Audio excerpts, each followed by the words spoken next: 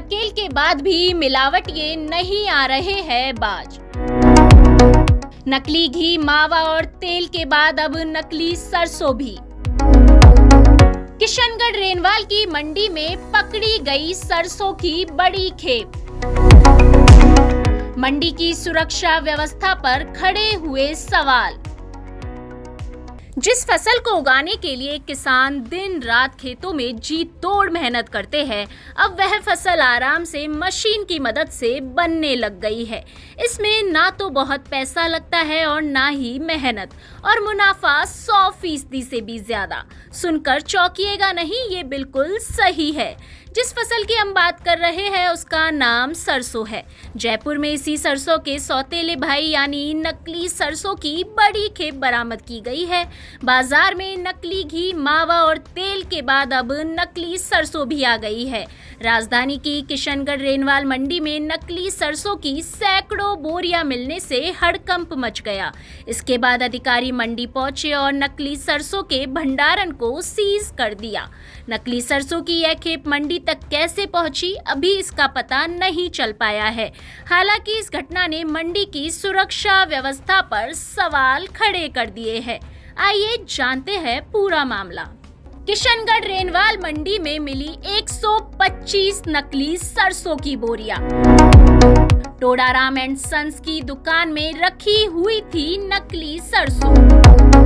कार्यवाहक मंडी सचिव ने सीज की नकली सरसों। इस गोरख धंधे में कौन कौन है शामिल, अभी नहीं उठा पर्दा। दरअसल भाजपा कार्यकर्ताओं की सूचना पर कृषि मंडी के अफसरों ने मौका मुआयना किया। जांच में किशनगढ़ रेनवाल मंडी में नकली सरसों की करीब 125 बोरियां मिली। इस पर कार्यवाहक मंडी सचिव कृतिका गौड़ ने नकली सरसों को सीज करवा दिया। ये बोरियां टोडाराम एंड सन्स की दुकान में रखी हुई थी। इस बारे में मंडी सचिव ने कहा कि यह नकली है या मिलावटी, इसकी जांच फूड सेफ्टी विभाग करेगा। अब सवाल यह उठता है, इतनी बड़ी नकली सरसों की खेप कहां से लाई गई थी और कहां पर बेची जा रही थी? आखिर कितने दिनों से चल रहा था यह गोरख धंधा? हालांकि कार्यवाहक सचिव ने दोषियों पर कार्यवाही की बात कही है। एक्चुअल में आज इवनिंग के अंदर मेरे को कुछ शिकायतकर्ताओं द्वारा और एसडीएम साहिबा द्वारा ये खबर मिली थी कि कुछ नकली सरसों जो है हमारे मंडी परिसर के अंदर रखी गई है अवैध रूप से। तो उसके ऊपर अभी ये त्वरित कार्यवाही हम लोग कर रहे हैं कि सबसे पहले तो जिस गोदाम के अंदर वो सरसों रखी गई थी उसको सीज कर रहे हैं, उसकी आवक और जावक को एक बार हम होल्ड कर रहे हैं। और उसके बाद में चूंकि ये मामला मिलावटी सरसों का है तो ये फूड सेफ्टी डिपार्टमेंट को कल मैं इसकी शिकायत जो है वो फॉरवर्ड करूँगी।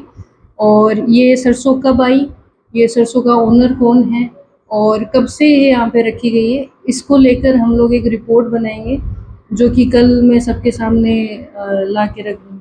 अभी तो यही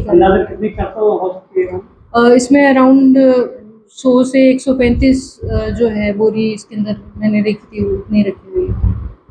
मिट्टी और पॉलिश से तैयार की जा रही नकली सरसों। मिट्टी से सरसों के आकार के तैयार किए जाते हैं दाने। फिर इन मिट्टी के दानों पर की जाती है पॉलिश। अफसरों ने नकली सरसों को डाला पानी में तो सच्चाई हुई उजागर। राजस्थान में शातिर बदमाशों ने ज्यादा पैसा कमाने के लिए मिट्टी और पॉलिश से हूबहू नकली सरसों तैयार कर दी है। मिट्टी से पहले सरसों के आकार के दाने तैयार किए जाते हैं। ये संभवतः किसी मशीन से ही तैयार किए जाते होंगे क्योंकि ये दाने देखने में एक जैसे आकार के होते हैं। इन दानों पर पॉलिश की जाती है जिससे ये देखने में बिल्कुल असली सरसों जैसी नजर आती है। राजस्थान में भरतपुर सहित कई जिलों में नकली सरसों पहुंचने के मामले सामने आ चुके हैं। रेनवाल कृषि मंडी व्यापारियों ने जब इस नकली सरसों को पानी में डाला तो इस पर लगाया हुआ रंग भी उतर गया और मिट्टी पानी में घुल गई। किशनगढ़ रेनवाल में नकली सरसों की बड़ी खेप मिलना गंभीर बात है। चूंकि अभी किसान सरसों, गेहूं, चना जैसी फसलों की बुआई में व्यस्त है। ये शातिर बदमाश इसी समय की तलाश में रहते हैं। ये किसानों के पास जाते हैं और असली सरसों का नमूना दिखाते हैं। साथ ही जरूरत होने की बात कहकर सरसों को सस्ते में बेचने की बात कहते हैं।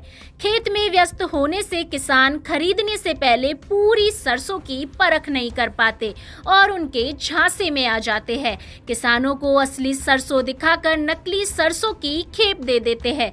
बाद में किसान लुटता पिटता रहता है। ऐसे में सरकार को मिलावट पर रोक लगाने के लिए ऐसा कड़ा कानून बनाना पड़ेगा जिससे ऐसे लोगों के मन में भय व्याप्त हो और वो ऐसा करने से तौबा कर ले।